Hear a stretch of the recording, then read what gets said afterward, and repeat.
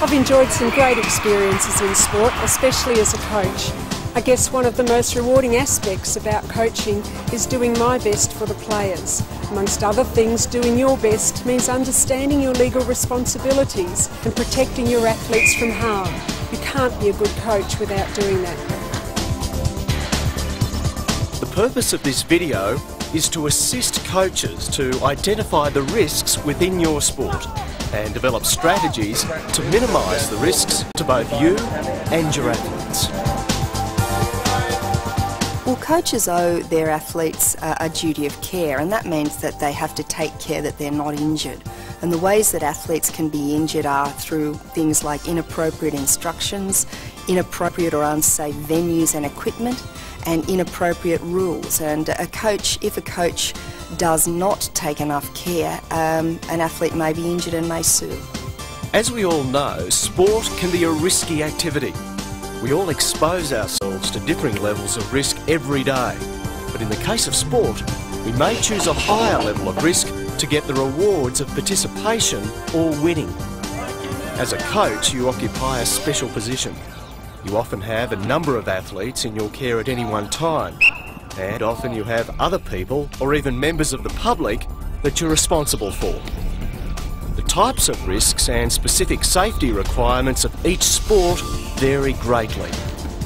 You may be involved in a sport which is high risk, or you may be involved in a sport which is considered low risk but has a high incident rate of common injuries, like twisted ankles, knees or shoulder injuries. But no matter which sport you're involved with, there are some generic things you can do to minimise the risks to your athletes. As a coach, your responsibilities are exercised through sensible coaching rules and standards and making sure they're applied. You also have to ensure your environment is safe for your athletes and any other people you're responsible for. This is what we mean by a duty of care. The law recognises what we all understand, and that's that children aren't capable of making appropriate decisions regarding their own health and safety. That means that anyone dealing with them, including coaches, needs to take particular care to ensure that they aren't injured. The law actually has told people supervising children that they really ought to expect the unexpected when dealing with them and to take steps to ensure that the unexpected can be dealt with. So, there are some basic things you should be aware of in your duties as a coach. Plan your activities before you start. Always ensure you provide a safe environment. Warn your athletes about the inherent risks of the activity and show them how they can minimise the risks. Develop clear rules for training and general conduct.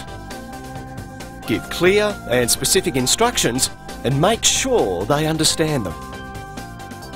Check your athletes to see if they're fit for the sport they are going to play, both on and off the field.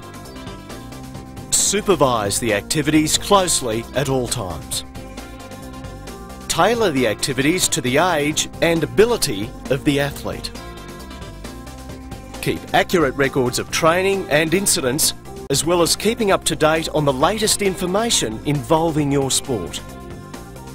Ensure your NCAS accreditation and first aid certificate is current. Working with a qualified sports trainer will also help provide a safe environment for your athletes. That way, you're on the path to safe and happy coaching for you and your athletes. The coach is responsible for the safety and supervision of athletes during a coaching session. Here's a session with a gymnastics group. Observe closely how things operate with this group of young athletes.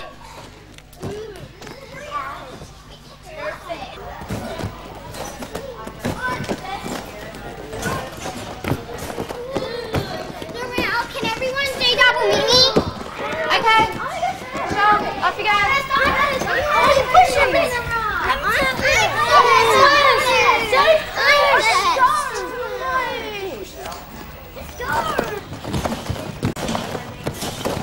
My foot hurts.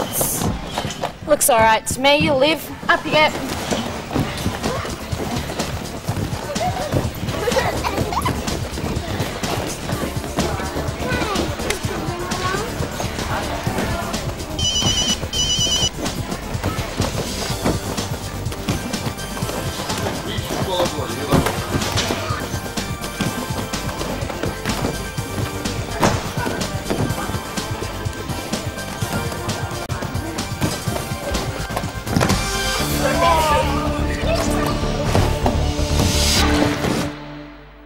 What was wrong with this coaching session?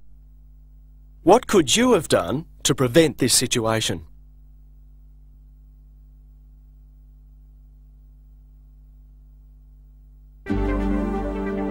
Let's recap on what we've just seen.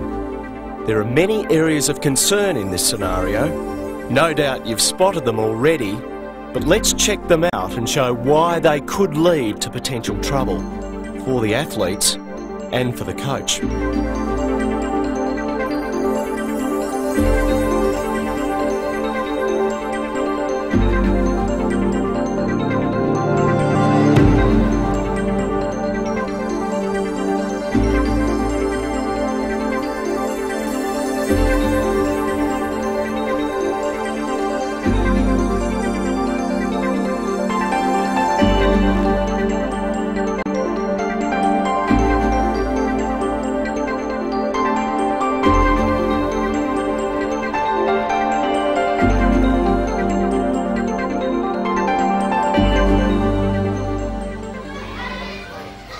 Now, let's have a look at a different way of running the same session, but with a more responsible approach to it all. Spot the differences in approach, supervision and care in this second scenario. This is the sort of approach you should adopt in all your